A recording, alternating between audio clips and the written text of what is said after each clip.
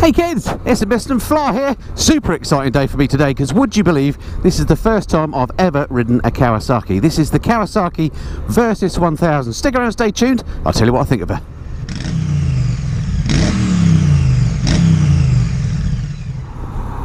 Yeah, so massive day for me, the first time I've actually ridden a Kawasaki, and unbelievable but true.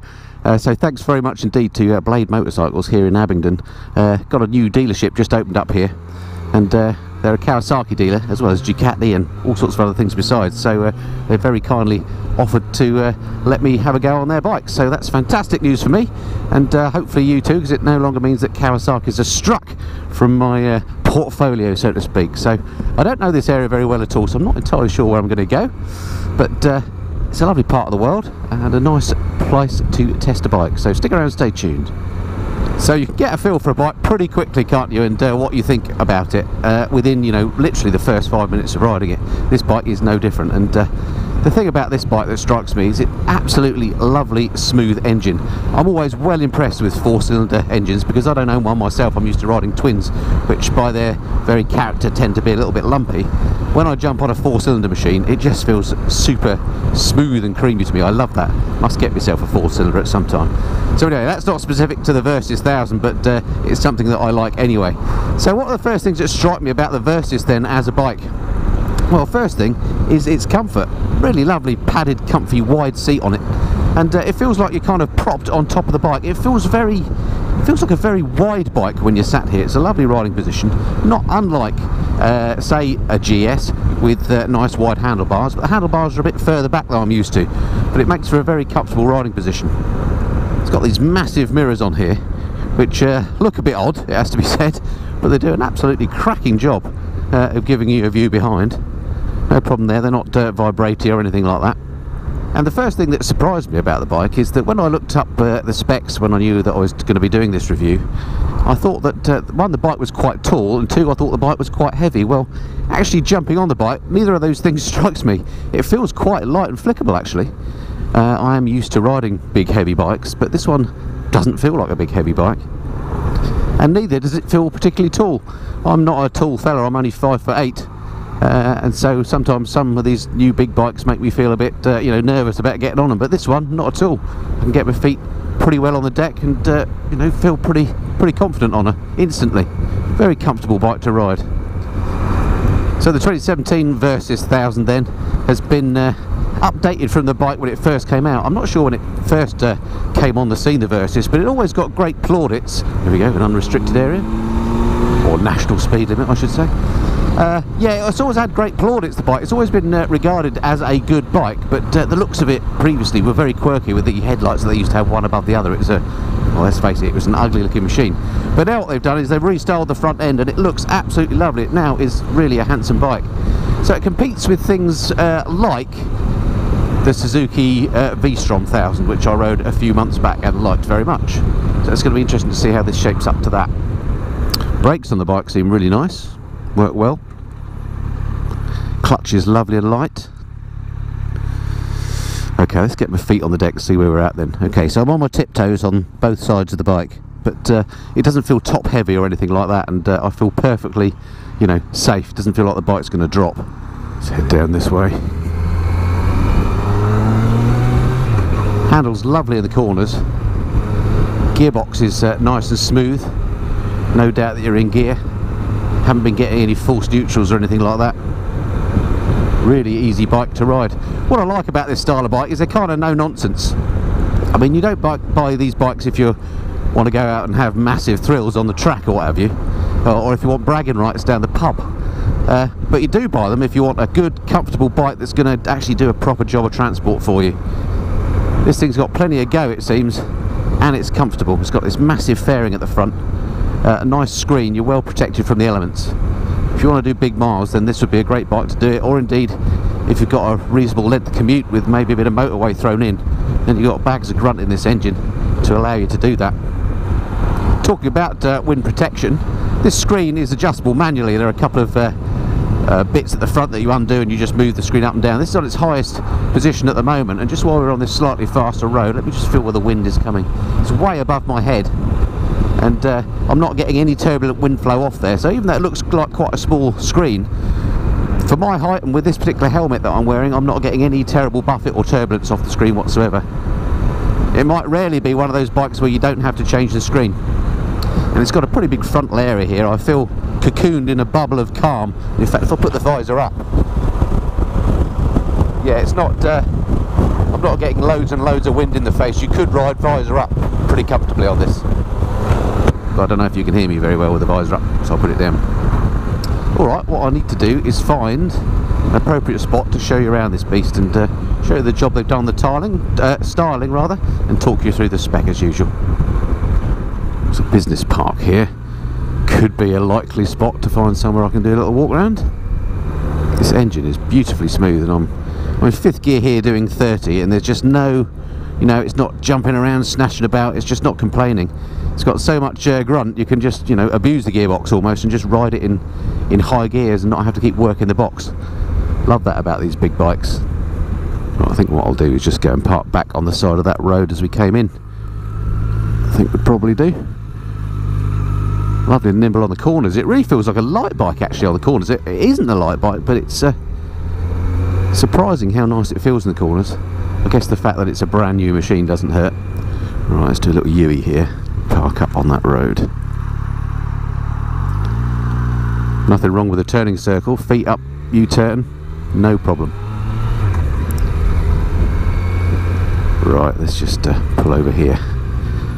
Well away from the junction.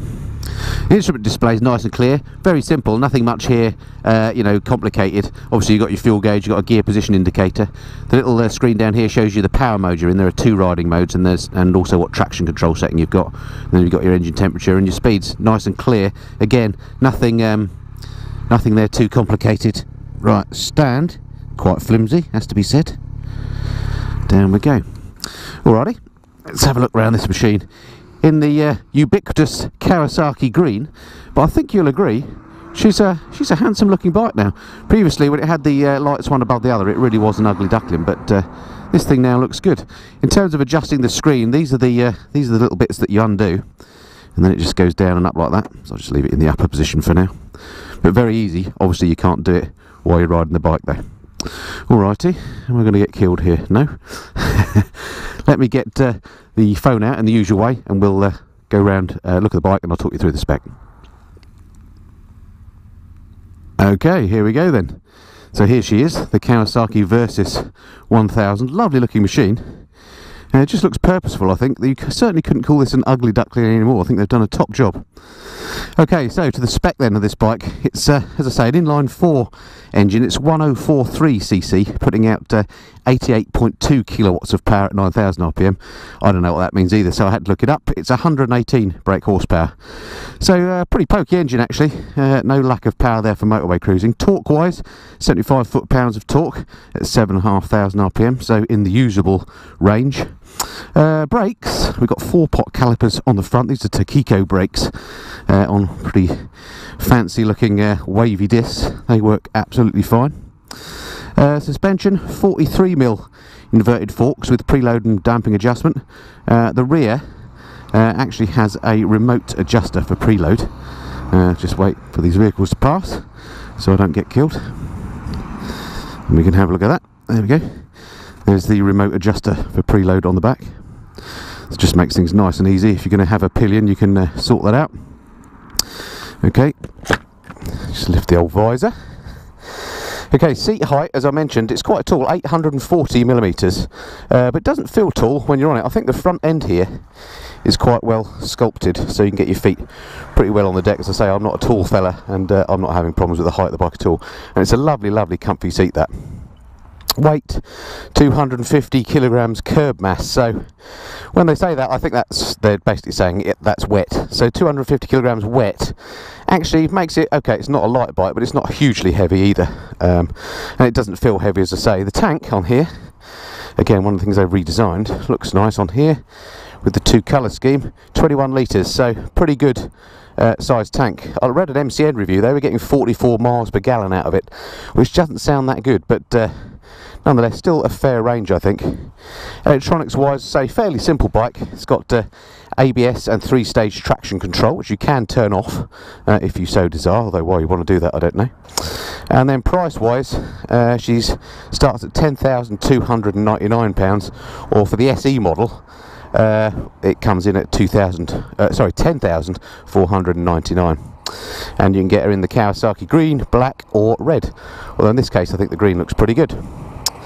Alright, I think that's pretty much it for the spec. Oh, one thing I would say, it comes with a centre stand as standard, which is something that I'm really glad to see. Why don't all bikes do that?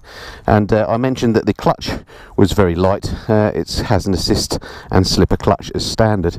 And let's just show you the switchgear while I'm here actually. Really pleased to say it's got proper switchgear on here, nice tactile feedback. It's not like PCB stuff that just touches on contacts. Very simple, nothing complicated about it, but it works really well, feels nice to the touch. Alrighty, so that's the spec. Let's jump on, ride her some more. Ugh.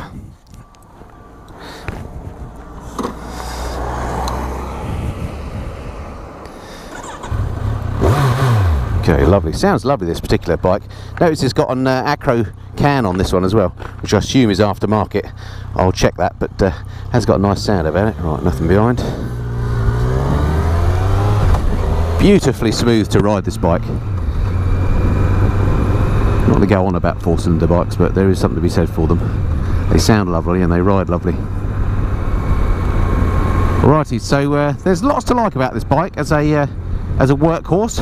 It's got a lovely engine, looks nice, goes well, but no bike is perfect, is there? Is there anything about the bike I don't like? Well, obviously I've only been riding it for a short while, but there are a couple of things about the bike that I don't like particularly. Number one is, I mentioned it's got a couple of engine modes, basically a full power and a low power mode, so if you're riding in rain or whatever, you'd want to put it into low power.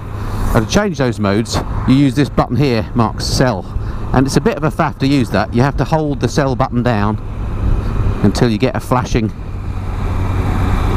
LCD indication. In fact, it's not going to do it while moving, it might only work while I'm stopped, but basically you have to hold that button down and then you have to, after a certain period of time, click it to switch through the modes, or rather use the up and down selector buttons.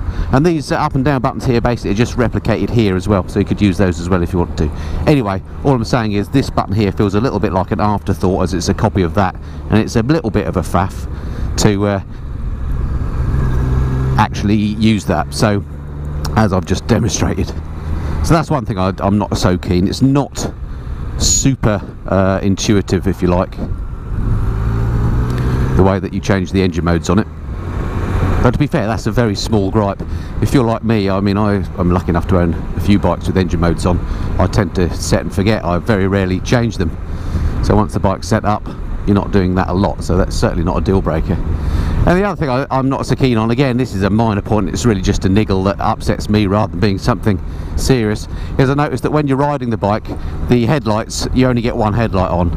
Many bikes do that, mostly the Japanese ones I noticed, but I think some European bikes do as well. I just don't understand why you get one light and you don't get two lights when you're on dip. I just think it looks like it's sort of squinting at you. It's just a personal gripe, but again, not a big issue. Wouldn't be a Missenden Flyer review without at least one van pulling out in front of me. And just as a bonus, this one's got some loose looking bits of 2x4 in the back that could fall out at any moment, so just keep an eye on that. Hopefully he's going a different way to where I'm going. Just give you a little clean. I'm hoping that you can see what's going on. There's just a little bit of rain in the air now. At slow speeds, this bike really does have impeccable behaviour. I'm in 5th gear here, and I was just down to walking pace. It didn't complain at all. Who needs an automatic box when you can have an engine like this? Just as soon as I lose one van, I pick up another one, but at least it's white, so you know, it's in keeping with my favourite vehicles to keep me slow. Must just take this opportunity to thank Rob and the guys up at Blade Motorcycles in Abingdon. As I say, brand new facility they've got up there. Not only have they got Kawasaki's, but they've got Ducatis as well. And right next door, part of the same company, I think, it's a big Harley Davidson setup as well. So well worth a visit if you're in the area, just to pop in. Got a coffee machine, somewhere just to go and stop and have a look around the bikes, even if you don't want to buy one. So thanks to those guys for making a whole new set of bikes available to me, and I'm looking forward to hopefully getting to ride some more of the demos there soon. So if there's any Kawasaki's in particular, or Ducatis you'd like to see me ride, then do let me know. Maybe even some Harley Davidsons, you never know your luck. Is this road going to open up for me? Yes, enough anyway.